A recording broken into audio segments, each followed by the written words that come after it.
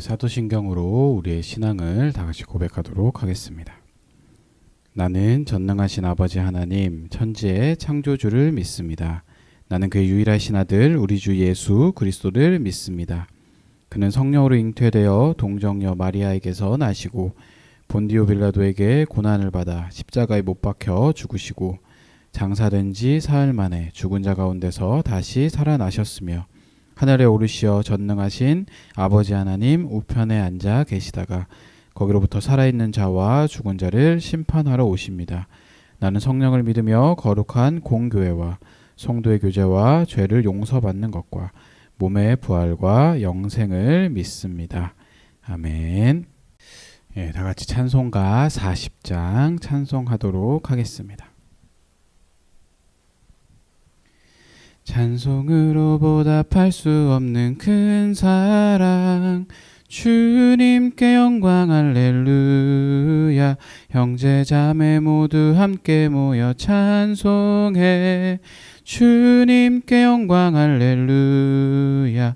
하나님의 자녀여 크게 찬송 부르며 밝고 거룩한 길로 기쁨으로 나아가 주의 보좌 앞으로 속히 들어가겠네. 주님께 영광 할렐루야. 우리 받은 주님 은혜 한량 없도다.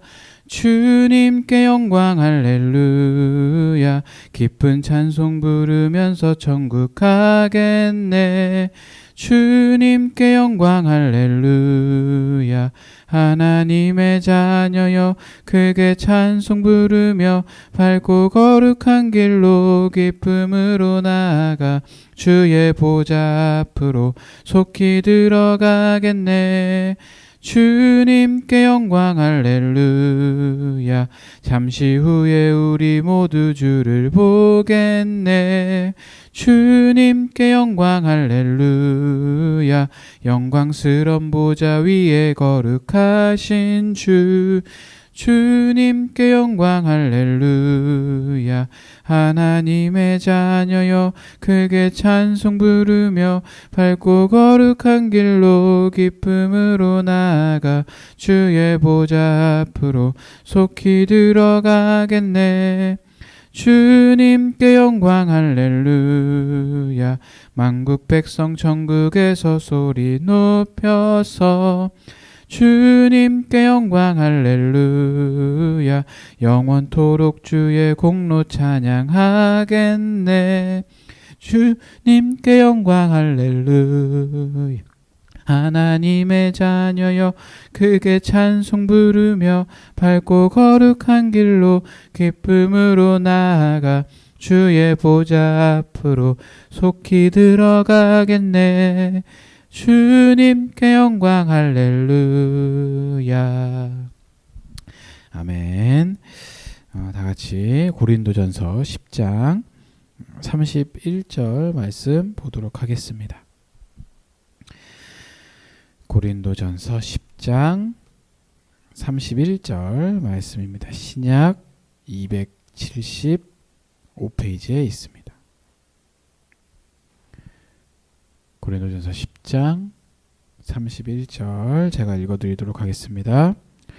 그런즉 너희가 먹든지 마시든지 무엇을 하든지 다 하나님의 영광을 위하여 하라.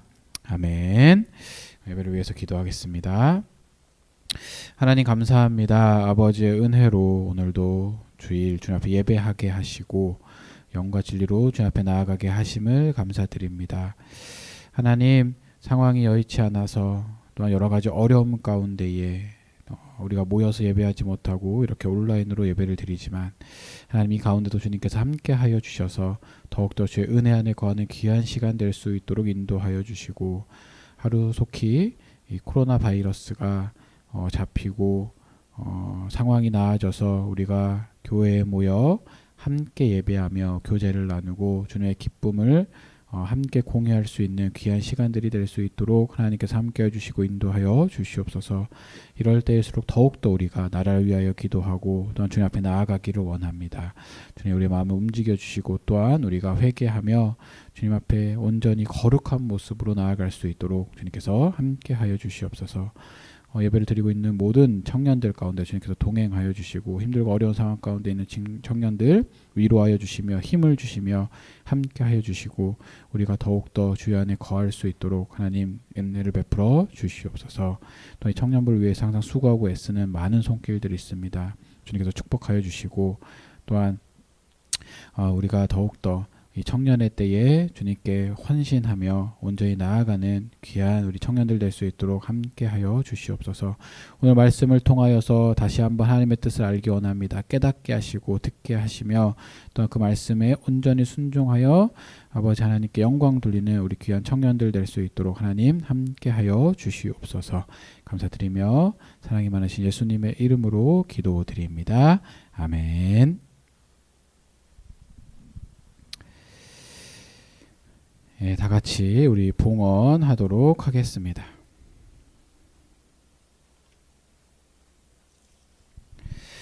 내게 있는 모든 것을 아낌없이 드리네. 사랑하고 의지하며 주만 따라 살리라. 주께 드리네. 주께 드리네. 사랑하는 그 주 앞에 모두 드리네. 아멘. 하나님 감사합니다. 오늘도 주님 앞에 예배하며 빈손으로 오지 않고 주님 앞에 정성스럽게 예물을 준비하여 드리게 하심을 감사드립니다. 예물이 쓰이는 곳마다 예수 그리스도의 은혜와 사랑이 나타날 수 있도록 하나님 함께하여 주시며 예배드리는 이 순간 청년들 주님께서 도와주시고 통행하여 주시며 영과 진리로 예배하는 귀한 시간 될 수 있도록 하나님 인도하여 주시옵소서. 우리가 무엇을 하든지 하나님의 영광을 위하여 살아가는 우리 청년들 되기 원합니다. 주님께서 축복하여 주시고 인도하여 주시옵소서. 감사드리며 예수님의 이름으로 기도드립니다. 아멘. 네, 반갑습니다. 오늘도 우리가 상황이 여의치 않아서 이렇게 온라인으로 예배를 드리게 됩니다. 온라인으로 우리가 이렇게 예배를 드리지만 우리가 옷을 갖춰 입고 좀 구별하여서 정성스럽게 하나님 앞에 예배하는 귀한 시간이 될 수 있기를 바랍니다. 우리가 까먹고 있다가 맞아 예배 드려야지 하고 이렇게 드리는 예배가 아니라 시간을 정해놓고 정성스럽게 준비해서 드리는 주일 예배가 될 수 있도록 우리 청년들 좀 신경 쓰시고 또 집중하시고 하나님 앞에 예배하는 귀한 시간이 될 수 있기를 바랍니다. 오늘 고린도전서 말씀을 읽었습니다. 고린도전서 10장 31절 말씀을 가지고 하나님의 영광을 위하여 사는 삶이라는 제목으로 청년부 주일 설교 말씀 전해드리도록 하겠습니다. 저는 개인적으로 이 고린도전서 10장 31절의 이 말씀을 굉장히 좋아해요. 무슨 일을 하든지 그 목적을 분명하게 할 수 있는 그 기준이 있기 때문이라고 생각이 됩니다. 사람이 살아가면서 이 먹는 것이나 이 마시는 것이나 무엇을 하는 것에 포함되지 않는 그런 활동은 없어요. 다 포함이 되게 됩니다. 그렇기 때문에 이 고린도전서 10장 31절의 말씀은 특별히 어떤 특별한 일을 하게 될 때 그것을 이 하나님의 영광을 위해서 해야 된다 이런 뜻이 아니라 삶 그 자체가 하나님의 그 영광을 위하는 것이어야 된다라는 것을 의미를 하는 거예요. 근데 이게 쉬운 일이 아니에요. 굉장히 어려운 일입니다. 하나님의 영광을 위하여 살아간다라는 그 자체를 의식하는 것, 이거 자체가 굉장히 어렵다라는 것이죠. 우리가 보내는 하루 중에서 어떠한 목적을 가지고 그것을 마음속에 이렇게 되새기면서 실천하게 되는 그런 일들이 그런 경우가 별로 없어요. 아마 대부분의 사람들이 무의식적으로 그냥 이 주어진 그런 일을 할 뿐이지 그 의미와 목적 그리고 그 일을 해야 하는 이유에 대해서는 별다른 생각을 가지지 않는다라는 거죠. 의도적으로 그 목적을 기억하고 의도적으로 그 이유를 되새기면서 행동을 해야 가능한 일이에요. 그래야 하나님의 영광을 위하여 살아갈 수 있게 되는 거예요. 그러니까 더욱 의도적으로 이런 것들을 의식하면서 살아가야 된다라는 거예요. 그렇게 하지 않으면 하나님의 영광을 위하여 살아갈 수 있는 그런 기초와 기반이 마련되기 어렵다라는 겁니다. 가장 먼저는 우리가 왜 하나님의 영광을 위하여 살아가야 되는지, 또한 하나님의 영광을 위해서 무엇인가를 해야 하는가, 이것들을 먼저 생각을 해봐야 돼요. 그보다 조금 더 앞서서 하나님이 이 하나님의 그 영광을 얼마나 사랑하시는지 이것을 깨달을 필요가 있다라는 겁니다. 하나님은 충분히 이미 영광 가운데 계세요. 그가 창조하신 피조물들에게서 끊임없이 영광 받기를 원하고 계십니다. 우리는 이 하나님이 영광을 받으셔야 하는 분이라는 것을 배우고 또는 알고 있어요. 그렇지만 이 하나님이 어느 정도로 이 영광에 민감하신지에 대해서는 잘 모릅니다.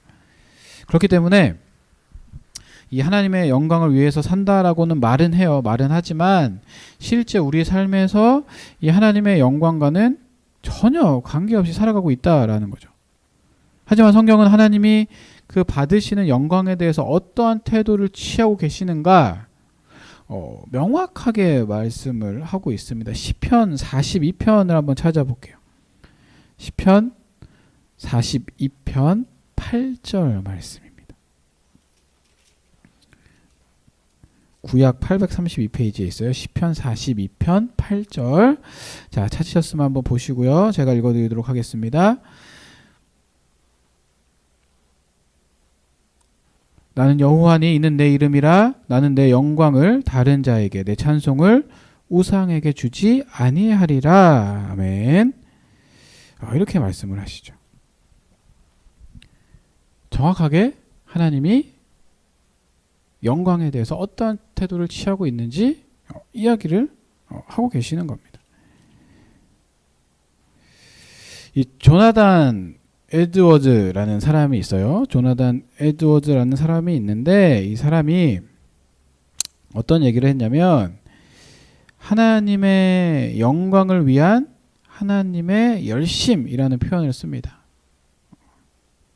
그러면서 하나님만이 당신 스스로의 영광을 위하여 열심히 일하고 계심을 나타내는 거예요. 그러니까 우리 인간이 제한적인 지식으로는 우리 인간들의 제한적인 지식으로는 하나님의 영광을 위해서 하나님의 영광을 위해서 스스로 일하고 계심에 대한 100% 이해를 가질 수는 없을 거예요. 하지만 그 이해 너머에 있는 믿음을 가지고 우리는 그 사실을 받아들여야 된다라는 것이죠. 하나님이 가장 싫어하시는 것 중에 하나가 바로 무엇이냐면 우상숭배입니다. 우상숭배. 왜냐하면 이 숭배의 내면에는 그것에 합당한 그 영광을 돌리기 때문이죠. 그래서 이 십계명의 첫 번째 계명도 하나님 외에 다른 신을 섬기지 말라라고 말씀을 하시는 거예요. 사실 이 세상의 다른 신들은 다 거짓된 신들입니다. 세상이 말하는 모든 신은 사람에 의해서 만들어진 헛된 우상이기 때문에 오직 우리 하나님만이 창조주이시고 유일하신 신이신, 그러나 이 사람의 완악한 마음이 보이지 않는 영이신 그 하나님을 등지는 거예요. 눈에 보이는 것들 그리고 우리가 믿기 조금 더 편한 것들에 형상을 입히면서 거기에다가 영광을 돌린다라는 것이죠. 바로 이것을 하나님은 경계하시고 싫어하신다라는 거예요. 하나님이 우리를 창조하신 이유도 저는 바로 여기에 있다라고 생각을 합니다. 대부분의 사람이 하나님은 이 사랑이십니다라는 구절에 너무나도 강렬한 인상을 받아서 하나님의 속성 중에 이 사랑 이외의 것들에 대한 부분들은 조금 잘 생각하지 않는 그런 경향들이 있어요. 하지만 분명 하나님은 사랑이시죠. 그런데 이 하나님의 속성에는 이 사랑을 기반으로 한 다른 많은 부분들이 있다라는 것도 우리가 기억을 하고 있어야 되는 거예요. 하나님은 사랑의 하나님이십니다. 사랑의 하나님이신데 사랑의 하나님이시면서 동시에 공의의 하나님이시기도 해요. 공의의 하나님. 그러니까 하나님은 이 사랑을 강조하시기 위해 공의를 저버리지 않으시고 공의를 택하시기 위해서 사랑을 저버리지도 않으신다라는 겁니다. 잘 생각하셔야 돼요. 그 결정체가 바로 십자가라는 거예요. 우리를 향한 하나님의 사랑과 이 죄에 대한 완벽한 공의를 이루시는 것이 바로 그 십자가. 당신의 이 독생자이신 예수 그리스도를 내어주시기까지 우리를 사랑하시고 죄를 경멸하시고 당신의 독생자 그 예수 그리스도를 내어주시기까지 미워하셨다라는 거죠. 하나님의 사랑과 공의를 통해서 제가 한 가지 분명하게 말씀드리고 싶은 것은 하나님은 하나님이 원하시는 것을 분명하게 이루신다라는 거예요. 하나님은 하나님이 원하시는 것을 분명하게 이루신다. 우리를 사랑하신 것도 먼저 하나님이 작정하신 일이었고요. 우리를 택하신 것도 하나님이 우리의 동의를 구하지 않으시고 홀로 이루어 주신다라는 거죠. 우리가 태어나기 전부터 벌써 수많은 일이 있었어요. 예수 그리스도가 나의 죄를 위해서 십자가에 달려 죽으셨음을 믿고, 그러니까 우리가 구세주로 받아들여야 구원을 받게 되고, 그러니까 이제 우리가 태어나자마자 죄인이라고 규정받았기 때문에 이렇게 해야 된다라는 거죠. 그런데 이거 누구나 동의한 적이 없어요. 누구도 먼저 원한 것도 아니에요. 하나님이 이미 다 작정하시고 계획하신 일들 안에서 우리는 따라가야 되는 그런 상황이었다라는 거죠. 그럼에도 불구하고 우리는 하나님이 계획하시고 작정하신 일들에 대해서 불평과 불만을 가질 수 없는 거예요. 그러면 안 된다라는 겁니다. 그것은 우리의 몫이 아니기 때문이에요. 다시 말하자면 하나님이 창조하신 그 피조 세계에서는 창조주가 최우선의 주권을 가지고 있다라는 이 사실이 전제가 되는 겁니다. 그러니까 우리의 의견보다 더 중요한 것은 하나님의 뜻이에요. 그리고 우리의 앞날보다 더 중요한 것은 하나님의 뜻이 이 세상 가운데 이루어지는 것. 그런데 우리가 이 세상을 살아가면서 우리 중심으로 생각하고 살아가고 있기 때문에 하나님의 뜻보다는 우리의 편이나 우리의 이익을 먼저 구하게 된다라는 거예요. 그래서 우리는 생각에 이 전환이 꼭 필요한 겁니다.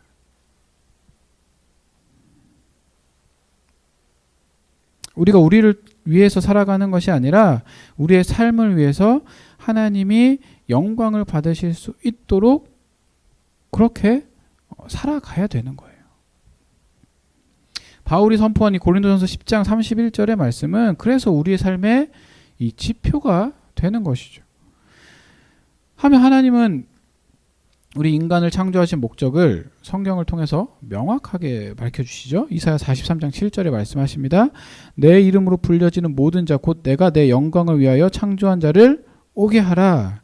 그를 내가 지었고 그를 내가 만들었느니라.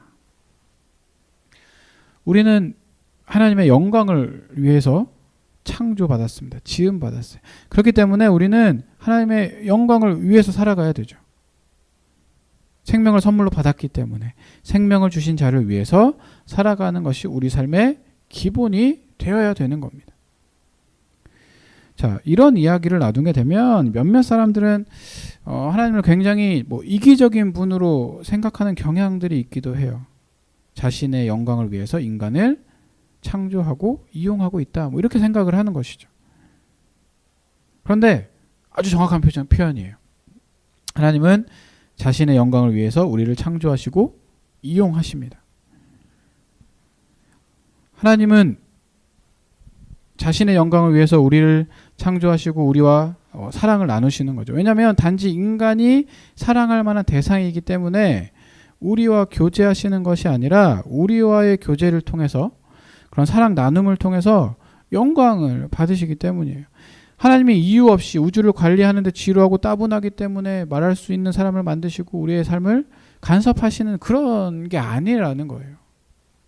특별한 이유와 이 목적을 가지고 창조를 하셨다라는 거죠. 그런데 이 특별한 이유와 목적이 바로 하나님 스스로가 인간을 통해서 영광을 받으신다라는 거예요. 우리가 생각하고 상상하는 것 이상으로 하나님은 우리를 통해서 굉장히 큰 영광을 받으시는 겁니다. 왜냐하면 하나님이 우리 인간을 창조하실 때 흙으로 만드시고 그 하나님의 생기를 불어넣어 주시고 가장 중요한 하나님의 형상으로 만드셨기 때문이에요. 하나님의 형상으로. 아담의 범죄함으로 인간은 그 하나님의 형상을 잃어버리게 됩니다. 좀 완전히 소멸되었다라고 표현하기는 조금 어렵지만 우리 안에 죄성이 자리 잡음으로 인해서 하나님의 형상을 닮은 우리의 원래 모습은 파괴가 된 것이죠. 그래서 하나님은 예수 그리스도를 통해서 우리의 깨지고 망가진 그 하나님의 형상을 이제 회복하기를 원하신 거예요. 하나님의 영광을 위해서 살아간다는 것은 한두 번 하나님께 무엇을 드림으로 이루어지는 것이 절대로 아닙니다. 그러니까 수련회에 한번 참석하고 부흥에 몇 번 드렸다라고 해서 우리가 하나님의 영광을 위해서 살 수 있게 되는 게 아니라는 거예요. 하나님의 영광을 위해서 산다라는 것은 말 그대로 살아가는 것. 하루 이틀에 걸쳐 이룰 수 있는 것이 아닌 평생을 그의 영광을 위해서 살아가는 것을 의미하는 거예요. 그래서 여러분들 잘 생각하셔야 돼요. 주일날 한 번 예배드리러 와서 나는 신앙생활 다 했다 이렇게 생각하시면 안 된다라는 거예요. 그거 한 번으로 되는 게 아니에요. 매일매일의 삶을 통해서 하나님께 영광을 돌릴 수 있도록 해야 된다라는 겁니다. 이것을 만약에 달리기로 비유를 해본다면 100m 달리기 단거리가 아닌 42.19km를 뛰어야 되는 마라톤 같은 그런 장기 레이스라는 거예요. 자, 이 길을 가다 보면 때로는 지칠 수도 있어요. 넘어지기도 합니다. 어려움을 만나요. 중간에 포기하고 싶은 상황도 생기게 됩니다. 왜 내가 지금 이 길을 가야 되는가 고민을 하게 돼요. 지금까지 달려온 것이 아까워서라도 더 뛰어야겠다라고 생각하기보다는 지금까지 뛰어온 게 다 날아간다 할지라도 그냥 주저앉고 싶다라고 느끼는 것이 이 달리기라는 거죠. 그리스도인으로서 이 땅을 살아가는 것, 계속 제가 말씀드렸어요. 정말 쉬운 일 아니에요. 어렵습니다. 믿음이 깊어질수록 신앙생활을 계속 해나갈수록 우리는 온통 절제하고 스스로 물러나야 하는 일들이 더욱더 많아지게 돼요. 그러니까 이전에는 아무렇지도 않게 즐겼던 그런 세상 일들이 이제는 그리스도로 인해서 절제해야 되고 멀리하게 되고 자제하게 된다라는 거죠. 이것이 우리 신앙생활이에요. 이것이 하나님의 영광을 위해서 살아가려고 애쓰는 노력하는 자들의 모습이라는 겁니다. 바울은 고린도전서를 통해서 깊어진 그 믿음, 하나님의 영광을 위해서 살아가는 자의 모습을 이렇게 기록을 했어요. 한번 찾아보도록 할게요. 고린도전서 9장 18절에서 23절까지 말씀입니다. 고린도전서 9장 18절에서 23절. 자, 본문 옆에 있으니까 금방 찾으실 거예요. 한번 제가 읽어드리도록 하겠습니다. 그런즉 내 상이 무엇이냐? 내가 복음을 전할 때 값없이 전하고 복음으로 말미암아 내게 권리를 다 쓰지 아니하는 이것이로다. 내가 모든 사람에게서 자유로나 스스로 모든 사람에게 종이 된 것은 더 많은 사람을 얻고자 함이라. 유대인들에게 내가 유대인과 같이 된 것은 유대인들을 얻고자 함이요 율법 아래에 있는 자들에게 내가 율법 아래에 있지 아니하나 율법 아래에 있는 자 같이 된 것은 율법 아래에 있는 자들을 얻고자 함이요 율법 없는 자에게는 내가 하나님께 율법 없는 자가 아니요 도리어 그리스도의 율법 아래에 있는 자이나 율법 없는 자와 같이 된 것은 율법 없는 자들을 얻고자 함이라. 약한 자들에게 내가 약한 자와 같이 된 것은 약한 자들을 얻고자 하며 내가 여러 사람에게 여러 모습이 된 것은 아무쪼록 몇 사람이라도 구원하고자 함이니 내가 복음을 위하여 모든 것을 행함은 복음에 참여하고자 함이라. 아멘. 자, 바울이 얘기하는 듯이 복음에 참여하는 것. 그러니까 자신을 살린 그 복음을 다시 붙들고 그 은혜를 온 세계와 열방에 다시 전하는 것. 이게 바울에게 하나님의 영광을 위하여 살아가는 길이었다라는 거예요. 복음에 참여하는 것. 그렇기 때문에 자신이 살아가면서 누릴 수 있는 그 모든 것들을 다 포기하고 하나님을 위하여 자신을 기꺼이 드리는 삶을 바울은 살아갈 수 있었다라는 것이죠. 이것이 바울이 하나님께 영광을 돌리면서 살아가는 그런 모습이었습니다. 하루 이틀 정도 혹은 몇 년을 드리는 일부의 헌신이 아니에요. 바울은 죽을 때까지 자신이 붙잡았던, 아니 자신을 사로잡았던 그 하나님의 말씀을 위하여 끝까지 그렇게 살아갔다라는 겁니다. 이 복음의 대상자들을 향해서 기꺼이 자기 자신을 맞추면서 복음 전하기에 가장 적합한 자세로 낮아진 그 바울의 모습은 오늘날 무의미하게 자리만 채우기 위해서 전도하는 그런 우리들의 모습과는 확연히 다른 모습을 보여줘요. 바울의 전도의 목적은 분명했습니다. 바울은 살리기 위해서 전도했어요. 하나님의 영광을 위해서 창조받은 또 다른 사람들이 그들의 목적대로 살아갈 수 있도록 바울은 그렇게 기도하고 헌신을 했다라는 거예요. 전도는 바로 이런 거예요. 하나님의 영광을 목적으로 하는 전도가 바로 바울의 전도였습니다. 또 한 가지 눈여겨볼 것은 바울의 이 자발적 절제에는 기쁨이 있었다라는 거예요. 이 많은 사람이 바울은 고생했던 사람, 많은 환난을 겪은 사람으로만 생각해서 그에게 기쁨이 없었던 것처럼 여겨지기도 하는데 실제 그는 기쁨에 굉장히 충만한 그런 사람이었습니다. 그러니까 바울의 서신을 읽어보면 자신이 겪은 그 고난과 환난을 나열을 해요. 그러면서도 계속해서 서신을 읽는 독자들에게 기쁨을 강조하는 것들을 우리가 발견을 할 수가 있어요. 만약에 자신이 기쁨에 속해 있지 않으면, 기쁨 가운데 있지 않다면 절대로 이런 기쁨들을 나눌 수가 없습니다. 그러니까 바울은 세상 사람들 눈으로 볼 때 지극히 비참한 삶을 살아가는 것처럼 보이지만 그의 안에는 모든 상황을 통해서 기쁨을 누리게 되는 그런 충만함이 있었다라는 거예요. 하나님의 영광을 위해서 살아가는 그의 길에는 모든 상황이 합력해서 기쁨이 된 것입니다. 그는 하나님의 영광을 위해서라면 어떤 것이든 마다하지 않았어요. 왜냐하면 결국 최종적으로 그 결과는 하나님의 영광을 되기 때문이었습니다. 2000년 전에 이 땅을 살아갔던 그 한 사람의 삶이 오늘 이 시대를 살아가는 우리들에게 큰 도전과 귀감이 됩니다.